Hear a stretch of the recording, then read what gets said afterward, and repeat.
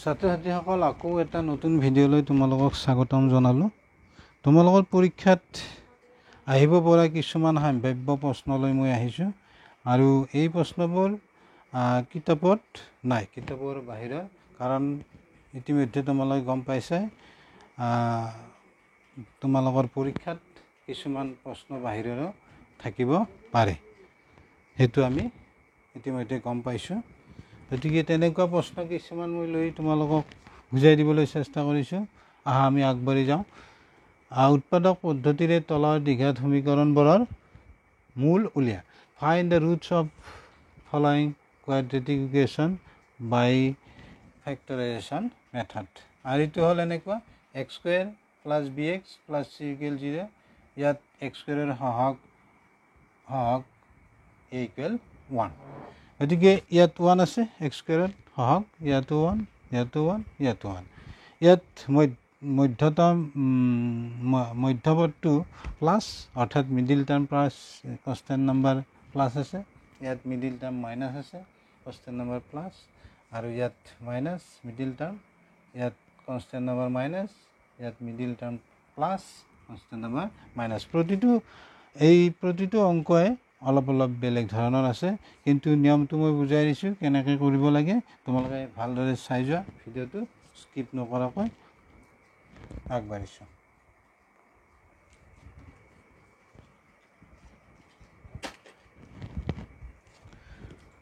ঠিক আছে, তেন্তে আমি আগবাঢ়ো। First question.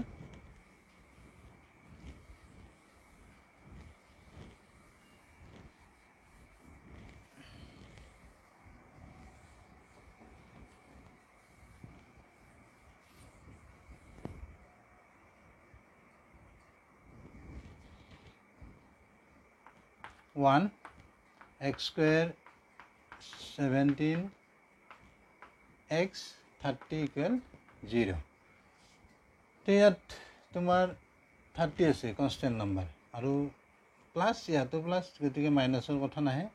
তোমালোকে 30 ফেক্টৰাইজ কৰিবা। উৎপাদক বিশ্লেষণ 15 3 5। আমি কেনেকৈ যাম? 5 3 গুণ 15, 15 প্লাছ 2 কৰিলে আমি কি পাম? 17। 2 ইনটু 15 কৰিলে আমি 30 পাম। অৰ্থাৎ যি দুটা সংখ্যা তুমি ইনটু কৰি পূৰণ কৰি 30 পাবা, সেই দুটা সংখ্যাৰ যোগফলো কি হ'ব লাগিব? 17। এইটো হ'ল নিয়ম, তোমালোকে মনত ৰাখিবা।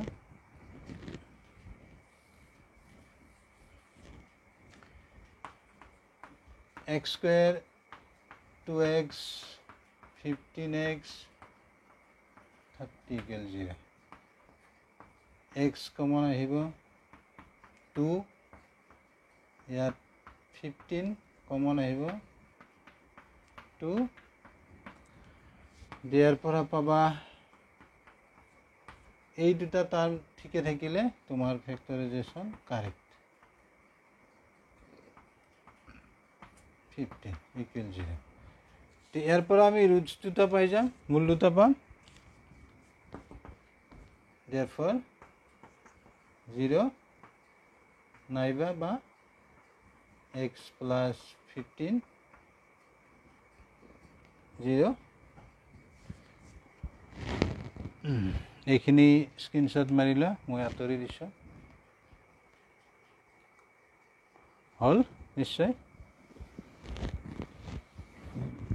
এতিয়া আমি কি পাম ইয়াৰ পৰা?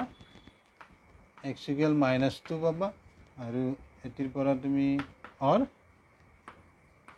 -15। এই দুটা হ'ল নিৰ্ণয় আমাৰ মূল হ'ব সমীকৰণটোৰ। These are called roots of given equation. একটো হ'ল। এতিয়া আমি 2 নম্বৰটোলৈ যাওঁ, যিটো আছিলে কি x স্কুৱেৰ 9x 18। তো ইয়াত প্লাছ 18 আছে, প্লাছ 18। তো 18ক তুমি ফেক্টৰাইজ কৰা, 3 হ'ল। তো আমি চাম 3 দুগুণ 6, 6 3, অৰ্থাৎ প্লাছ 18 পাব লাগিব।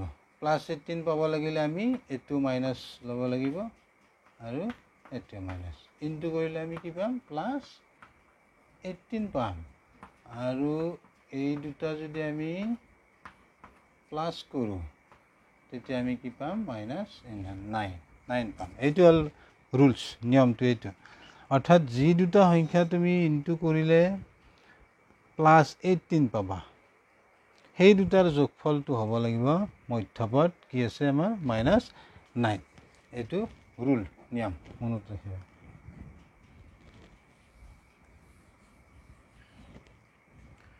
তেতিয়া আমি পাম x কমন আহিব আমি ভাঙি লওঁ সজাই লওঁ ফাৰ্ষ্ট এটি হ'ব 3x 6x 18 x কমন আহিব এই দুটা টাৰ্মৰ পৰা আমাৰ আৰু এই দুটা টাৰ্মৰ পৰা আহিব 6 এইটো আমাৰ হ'ব এই দুটা টাৰ্ম একে আছে তেতিয়া তুমি গম পাবা তোমাৰ শুদ্ধ হৈছে